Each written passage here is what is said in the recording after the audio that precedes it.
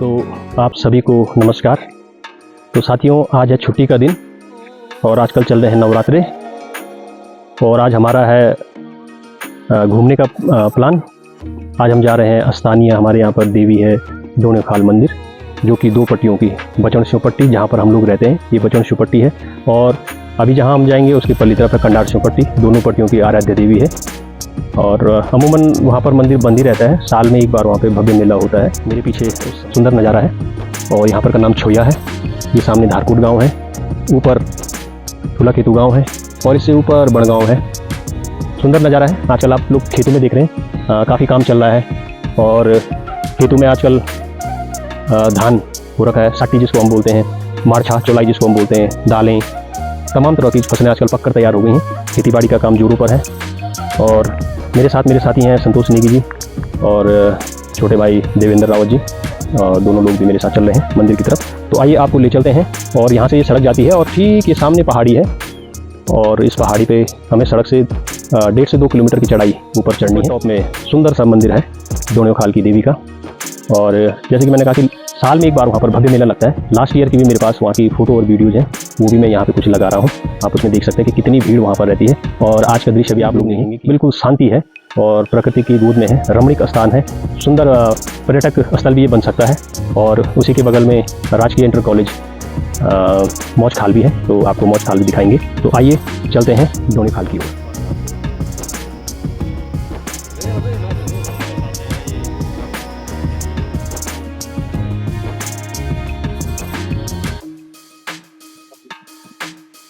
तो साथियों, अब हम लोग अपने स्टेशन से आगे 3 से 4 किलोमीटर आगे आ चुके हैं और यहाँ पर जो गांव है उसका नाम है झुंडोली। और झुंडोली में आप लोग देख सकते हैं कि मेरे ठीक सामने और ये मेरे पीछे सारी खेती भांग की है, और भांग और आलू और इसके साथ चौलाई, 3 फसलें यहाँ पे मुख्य रूप से की जाती हैं। और भांग की फसल करने का यहाँ पर लोगों का एक मुख्य कारण ये है कि इस फसल की हर एक चीज़ काम में आती है। भांग के बीज स्थानीय जो खाद्य पदार्थ बनते हैं उसमें मिलाए जाते हैं, भांग की चटनी बनती है। साथ में इसका जो रेशा निकलता है, रेशे से विभिन्न प्रकार की रस्सियाँ बनाई जाती है। इसकी जो लकड़ी होती है वो जलाने के काम आती है। इसकी पत्तियाँ भी विभिन्न प्रकार से मेडिसिनल भी होती हैं, काम आती हैं। तो एक ओवरऑल एक ऐसी फसल है, जैसे हम गन्ने को मान लिया जाए कि गन्ने की भी हर एक चीज़ काम आती है। और अब इसके बाद हम लोग आगे जाएंगे। मेरे ठीक सामने पीछे आप देख सकते हैं मूलका खाल है, और मूलका खाल एक ऐसा छोटा सा स्टेशन है कि जहाँ पर जनपद रुद्रप्रयाग और जनपद पौड़ी गढ़वाल का बॉर्डर है। और मूलका खाल से ठीक उस तरफ आपका पौड़ी जिला शुरू हो गया। मूलका खाल से नीचे जितने भी गांव हैं ये हम सब जो है रुद्रप्रयाग में है। और ठीक मूलका खाल से ऊपर ये आप देख रहे हैं घनघोर जंगल, इसी रास्ते से हम लोग आगे जाएंगे। और ठीक सामने देखिए अभी बांज और बुनास के जंगल के बीच में थोड़ा सा हमको दिखाई दे रहा है, ये है रायका मौज खाल। ये है मूलका खाल और वो है रायका मौज खाल। और मौज खाल से थोड़ा सा आगे 2 किलोमीटर के आसपास आगे है मंदिर दोनेखाल का, तो वहाँ तक हम लोगों ने जाना है। तो आइए आपको ले चलते हैं आगे की ओर।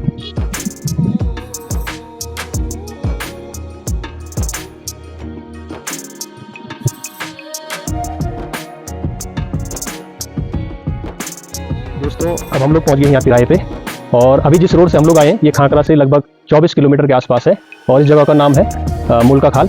मूलका खाल में आप लोग देख सकते हैं एक छोटा सा जंक्शन है, और जो ये रोड जा रही है पौड़ी की तरफ जा रही है, पौड़ी मुख्यालय। छोटे मोटे इसमें मार्केट आते हैं, आगे चौबट्टा खाल आता है, फेड़ी खाल आता है, उसके बाद जनपद पौड़ी आता है। और जो ये वाला रास्ता जा रहा है, ये सड़क आगे की तरफ जाती है। यहाँ पे छोटे गांव आते हैं, नौला, भैंसोड़ा, और आखिर में ये सड़क खत्म होती है टीला गांव में, और जिसके बाद अभी आगे सड़क नहीं है। और एक दिन आपको टीला गांव भी ले चलेंगे।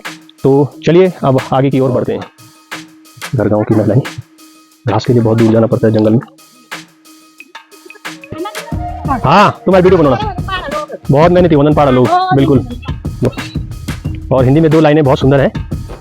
धूप में पिताजी और चूल्हे पे माँ जलती है, तब जाके औलाद कहीं पलती है। यहाँ पर से हमको पूरी बचन शिव घाटी है, वो बहुत सुंदर दिखती है। जब हम लोग खाकरा से ऊपर की ओर प्रवेश करते हैं तो हमें कुछ भी नहीं दिखाई देता है और लगता है कि घाटी बहुत संकरी है, केवल एक पहाड़ी, एक चट्टान वहाँ पर दिखती है। लेकिन मैं आप लोगों को बताना चाहता हूँ कि सबसे खूबसूरत पट्टी में से एक पट्टी है ये, क्योंकि जैसे आप उसके बाद ऊपर की ओर आते हैं तो बहुत विस्तृत है ये पट्टी, बहुत फैली हुई है। और आप लोग यहाँ से देख सकते हैं कि दूरस्थ, भले कैमरे पे आपको दिखाई नहीं देगा, लेकिन मैं आपको बताता हूँ कि सबसे लास्ट जो मुझे यहाँ जहाँ तक नज़र पड़ रही है, लास्ट गांव है खेड़ा खाल और उसके बगल में है नवासू। तो अंतिम गांव मुझे दिख रहा है जो कि मेरी ठीक बाईं तरफ है, और उसके आसपास के जो अन्य गांव हैं वहाँ पे नौना गांव है, दानकोट गांव है, उसके बाद गहड़ खाल है, उसके बाद टैठी है जहाँ पर इंटर कॉलेज है, उसके बगल में पितरधार इंटर कॉलेज है। आप टैठी से और इस तरफ आओगे तो आपको वहाँ पे कोल्ली है, कोल्ली से और इस तरफ आओगे तो यहाँ पर आपको लास्ट गाँव पाटा का दिखता है। ठीक, अगर आप दाहिनी तरफ देखोगे तो दाहिनी तरफ मुझे ठीक सामने यहाँ से बाड़ा और बाड़ा के ऊपर के जो गांव है, डुंगरा है, उसके और अंतिम गांव जो है बामसू है, और उसके और आगे की तरफ हम आते हैं तो पीपली गांव है जो भले दिख नहीं रहा है, फिर बरसूड़ी दिख रहा है, यहाँ से ऊपर की तरफ संकरोड़ी गांव दिख रहा है, बनगांव आपको दिख रहा है, ठुलक खेतू दिख रहा है, नीचे सड़क की तरफ जो है धारपुर दिख रहा है। उसके बाद और आगे की तरफ अगर हम आएंगे तो एक छोटा सा मार्केट छोया बाजार जिसको हम बोल रहे हैं वो दिख रहा है, नीचे की तरफ भरानसेन है, झुंडोली है, तो तमाम सारे गाँव हैं। और इस तरह से ये लास्ट यहाँ पर आके जो है मूल का खाल है। और अब हम यहाँ से आगे की ओर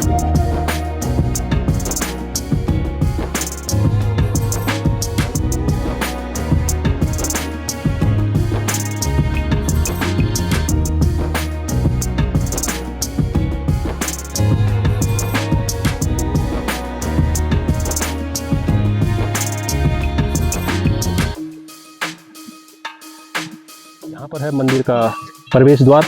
और आजकल आप लोग देख सकते हैं कि बरसात के बाद अच्छी खासी हरियाली यहाँ पर हो रखी है। तो आइए चलते हैं मंदिर की तरफ। है भूमाल देवता, धनियाल देवता एवं महाकाली मंदिर दोनों खाल। हम लोग आगे आगे हैं मंदिर के रास्ते में, और आजकल काफ़ी सुंदर मौसम यहाँ पर हो रखा है और प्रकृति का सुंदर नज़ारा है यहाँ पर। और आप देख सकते हैं कि बड़े बड़े बांज के पेड़ हैं, बुरांस के पेड़ हैं, और धूप का तो पता ही नहीं चलता है इसमें। ये देखिए बुरांस का कितना बड़ा पेड़ है, लेकिन इस चढ़ाई का भी अपना आनंद है। और रास्ता आप लोग देख सकते हैं, इतनी सारी पत्तियां गिरी हुई हैं, तो लग रहा है कि बहुत टाइम से यहाँ पर किसी का आना जाना नहीं हो रहा है। जैसे कि मैं यहाँ पर मेला लगता है, अभी उसकी तिथि निर्धारित नहीं हुई है। दोनों पट्टियों के लोग, बचड़ से और कंडार से, दोनों की आराध्य देवी है, तो दोनों जगह के लोग आपस में मिलके एक तिथि निर्धारित करते हैं और उस पर यहाँ पर भव्य मेला लगता है। बीच रास्ते में है पानी की टंकी, और देख सकते हैं सौजन्य से श्री शशि सिंह नेगी जो कि मान्य कनिष्ठ प्रमुख है अगस्मुनि, और मूल निवासी है संगरोड़ी की। काफ़ी अच्छा कार्य उनके द्वारा किया गया है। आइए चलते हैं मंदिर की ओर। और हम लोग भी हर साल यहाँ पर आने का प्रयास करते हैं। जब भी दिसंबर माह और जनवरी माह में यहाँ पर मेला लगता है, तो हमारा प्रयास रहता है कि हम जरूर मेले में सम्मिलित हों। इस साल भी हमारा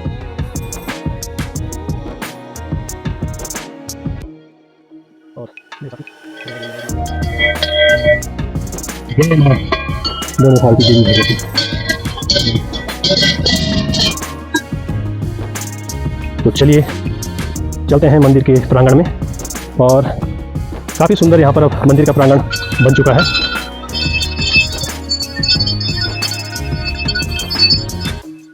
बहुत ही सुंदर और भव्य मंदिर है और अति प्राचीन भी है।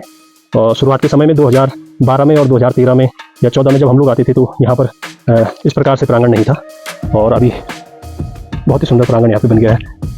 जीर्णोद्धार हुआ है, रिनोवेशन हुआ है, आप देखिए। और अभी भी लगातार गुंजाइश है, और जिन भी जनप्रतिनिधियों ने इस ओर ध्यान दिया है मंदिर के सौंदर्यीकरण के लिए, सुदृढ़ीकरण के लिए, उन सभी का तहे दिल से आभार है, धन्यवाद है। आशा उम्मीद यही है कि लगातार इस प्रकार के जो देवस्थल हैं इनका और अच्छे से सुदृढ़ीकरण हो, और अच्छे से सौंदर्यीकरण हो, और इनको दिव्य और भव्य बनाया जाए, क्योंकि लाखों लोगों को आस्था का केंद्र है ये हमारे मठ मंदिर, और हमारी पहचान है, हमारी संस्कृति है। और बिना पहचान और संस्कृति के व्यक्ति का कोई अस्तित्व नहीं होता है, और आखिर हमारे अस्तित्व का सवाल है। मठ मंदिर है तो हम हैं। तो आइए अब चलते हैं मंदिर के अंदर। तो अब हम मंदिर में प्रवेश करेंगे। भले मंदिर के अंदर बहुत अंधेरा है और मंदिर जो है बहुत छोटा है। मेले के टाइम पे हम लोग देखें कि हम जब मंदिर में प्रवेश करते हैं तो बहुत ही ज़्यादा भीड़ रहती है। और इस बार तो ऐसा हुआ था कि बाहर से ही जो भी आपने चढ़ावा ला रखा था चढ़ा रहे थे। वैसे एक टाइम पे 1 से 2 लोगों के ही अंदर जाने की जगह है वहाँ पर। तो आइए मंदिर के अंदर हम लोग देखते हैं। जय देवी भगवती। और मंदिर में दिया बत्ती करते हुए धूप दीप नैवेद्यम समर्पयामि। दर्व दक्षिणाम।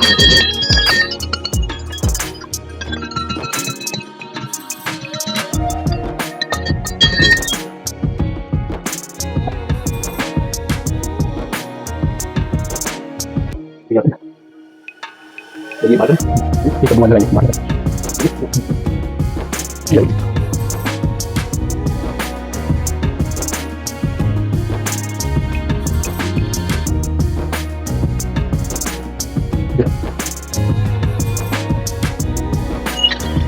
तो अब अंदर की पूजा के बाद अब चलते हैं बाहर, और मंदिर को आप देखते हैं अंदर से भी काफ़ी जीर्ण शीर्ण हालत में है। काफ़ी प्राचीन मंदिर होने के कारण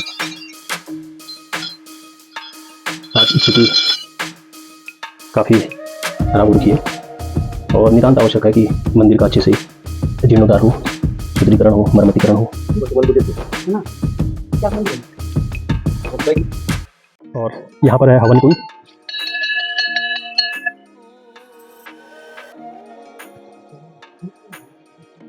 और जब से मंदिर का जीर्णोद्धार हुआ तो काफ़ी स्पेस यहाँ पर बन गया है, काफ़ी जगह यहाँ पर हो गई है। और आज तो भले सुनसान है, कोई भी मंदिर परिसर में नहीं है। जैसे कि मैंने बताया कि साल में एक ही दिन यहाँ पर भव्य मेला लगता है, और उस दिन मैं ज़रूर आऊँगा और उस दिन यहाँ का वीडियो बनाऊँगा। और फिर आप लोग देखिएगा कि यहाँ पर पाँव रखने के लिए जगह नहीं होती है, इतनी भीड़ यहाँ पर होती है। साथ में कुछ पिछले साल की फ़ोटोएँ भी मेरे पास हैं, वीडियो भी है, उनको भी मैं यहाँ पर टैग कर रहा हूँ। आप उनमें देख सकते हैं कि कितनी भीड़ उस मेले के दौरान यहाँ पर बचन शिव पट्टी और कन्नाट शिव पट्टी के तो हर घर से लोग यहाँ पर पहुँचते हैं और माँ डोनी देवी के मंदिर में आते हैं, दर्शन करते हैं, अपना भेंट पवाड़ा चढ़ाते हैं। यहाँ तक कि जो लोग बाहर रहते हैं, दिल्ली, मुंबई, चंडीगढ़ रहते हैं, जो बच्चे बाहर नौकरी कर रहे हैं और विदेशों में नौकरी करते हैं, तो वो भी अपना भेंट पवाड़ा, जो हम कहते हैं अपनी स्थानीय भाषा में, गढ़वाली भाषा में, किसी न किसी के माध्यम से यहाँ तक पहुँचाते हैं। और देवी की कृपा हमेशा उन पर बनी रहती है। ये स्थान यहाँ पर आप लोग देख रहे हैं कि बहुत सारे पुराने जो बर्तन हैं वो आपको दिख रहे हैं। तो ये स्थान है बलि का स्थान। पूर्व में यहाँ पर बलि होती थी, और वो भी बहुत मात्रा में बलि होती थी। और जैसे कि हमारे जितने भी सिद्धपीठ हैं, चाहे आप धारी देवी की बात करें, चाहे आप मठियाना खाल की बात करें, या आप प्रसिद्ध देवी भूखाल की बात करें, तो हर जगह पहले बलि प्रथा थी। अब हर जगह बलि प्रथा बंद हो चुकी है। यहाँ पर भी बलि प्रथा बंद हो चुकी है। लेकिन ये पुराने जो बलि से संबंधित जितने भी यहाँ पर बर्तन हैं, आप देख सकते हैं यहाँ पर भाषा में, हमारी भाषा में जिसको थमाला हम बोलते हैं बलि के लिए, तो यहाँ पर पड़ा हुआ है। तो ये बलि वाला स्थान है। लेकिन आज के समय में बलि प्रथा पूर्ण रूप से बंद है, और धूप, दीप, नैवेद्य, नारियल लोग चढ़ाते हैं, पूर्ण श्रद्धा भाव के साथ आते हैं, और सब भक्तों की मनोकामना यहाँ से पूर्ण होती है।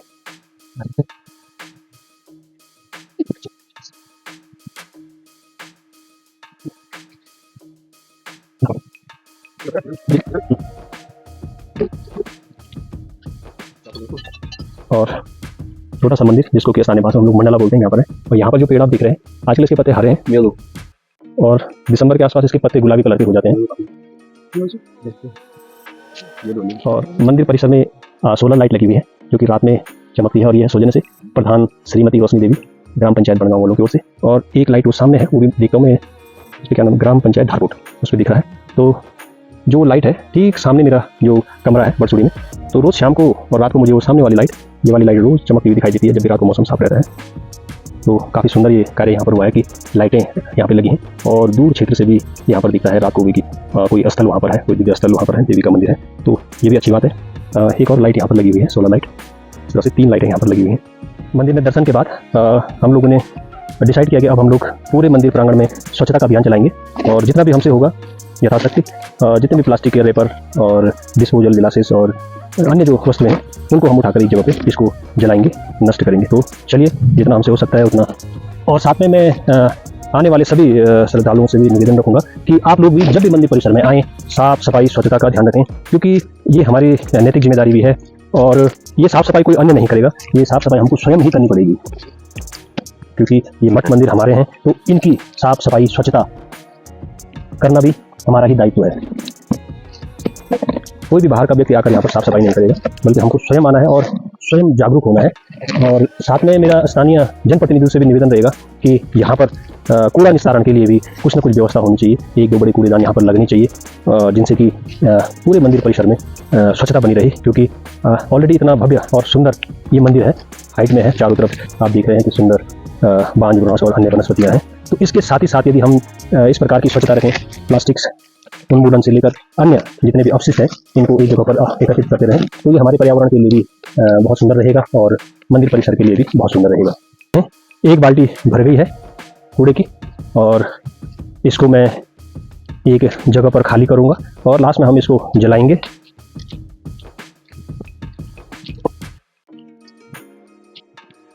और इस तरह से हम लोगों ने तकरीबन आधा घंटे के करीब ये स्वच्छता अभियान चलाया। और आप देख सकते हैं अमूमन इसमें प्लास्टिक है और उसके साथ साथ कुछ पूजा की सामग्री है जो कि पूरे कैंपस में चारों तरफ फैली हुई थी। और अब हम इसको आग के हवाले करेंगे। भले इसको जलाने से वायु प्रदूषण भी होगा, लेकिन दूसरा कोई विकल्प हमारे पास नहीं है, क्योंकि हम जानते हैं कि आज के समय में प्लास्टिक ही हमारे पूरे पर्यावरण का सबसे बड़ा दुश्मन है, जो कि आसानी से डिजॉल्व नहीं होता है। अगर हम मिट्टी में भी इसको दबाएंगे तो कहीं ना कहीं मिट्टी जो हम कहते हैं प्रदूषण होगा, उसका सॉइल पोल्यूशन होगा। और अगर हम जलाते हैं तो एयर पोल्यूशन होगा, पानी में बहाते हैं तो वाटर पोल्यूशन होगा। तो हमारे पास विकल्प कुछ नहीं है। हाँ, इस उम्मीद के साथ कि यहाँ पर चारों ओर घने बांज बुरांस के पेड़ पौधे हैं तो वायु प्रदूषण थोड़ा सा कम होगा। और क्योंकि नज़दीक कोई भी आवश्यक बस्ती नहीं है तो किसी को ज़्यादा दिक्कत नहीं होगी। तो अभी हमने यहाँ पे स्वच्छता अभियान चलाया है थोड़ा सा, और जितनी भी प्लास्टिक की सामग्री थी और अन्य जो भी कूड़ा करकट था उसको हम यहाँ पे जला रहे हैं। इसके साथ ही साथ मैं इस बार एक जरूर बात कहना चाहूँगा कि इस वर्ष का जो मेला यहाँ पर आयोजित होगा दिसंबर माह में या जनवरी माह में, तो जितने भी लोग यहाँ पर आए स्वच्छता का विशेष ख्याल रखें। प्लीज़ आप लोगों से मेरा निवेदन रहेगा कि ये हमारे मठ मंदिर हैं, इनकी साफ सफाई स्वच्छता करने कोई नहीं आएगा, भगवान स्वयं नहीं करेंगे। एक बात कही गई है कि तू ना आया पर तेरे पीर बराबर आए, तो भगवान स्वयं नहीं आएंगे, लेकिन किसी न किसी रूप में किसी न किसी को जरूर भेजेंगे, चाहे वो किसी भी माध्यम से है। तो नवरात्रि चल रहा है और 2 इतनी बड़ी पट्टियाँ हमारी है, बचौन सिंह और कंडार सिंह, कोई भी लोग यहाँ पर नहीं आए, ये भी बड़ा दुर्भाग्यपूर्ण है। साथ ही पहले तो यहाँ पे अच्छा होता कि 3 दिवसीय या 5 दिवसीय यहाँ पे पाठ रखा जाता, ताकि और भी लोगों की आस्था श्रद्धा और अधिक बनी रहती, लोग लगातार यहाँ पर दर्शन के लिए आते रहते। इसके साथ ही साथ सभी लोगों से मेरा निवेदन रहेगा एक बार पुनः कि आप लोग इस बार के मेले में जरूर आएँ, अधिक संख्या में आएँ, लेकिन साथ ही साथ स्वच्छता का विशेष ख्याल रखें। जनप्रतिनिधियों से भी मेरा विशेष निवेदन रहेगा कि आप लोग खासतौर पे कूड़ा निस्तारण के लिए यहाँ पर कुछ न कुछ व्यवस्था दीजिए, ताकि ये सुंदर जगह जो ये प्रकृति का दुश्मन है प्लास्टिक अन्य सामग्रियों उससे बचा रहे। मैं अपने दोनों साथियों को श्री संतोष नेगी जी को और देवेंद्र राव जी को भी बहुत बहुत धन्यवाद देना चाहूँगा। उनके दिल में भी कहीं ना कहीं ये इच्छा थी कि हम यहाँ पर आ रहे हैं, तो ये जो चारों तरफ कूड़ा फैला हुआ है इतने सुंदर मंदिर में अच्छा नहीं लग रहा है, तुरंत से हामी भरी और हमने जो है इसको जलाया। तो चलिए, बहुत बहुत धन्यवाद आपका एक बार। अब यहाँ पर काफ़ी हद तक कूड़ा जल गया है, तो अब हम लोग लेते हैं विदा, इसके साथ ही कि जब भी हमको फिर से समय मिलेगा, जब भी देवी भगवती की कृपा होगी और आज्ञा होगी, तो हम पुनः उपस्थित होंगे। तो आइए इसके साथ चलते हैं वापस घर की ओर।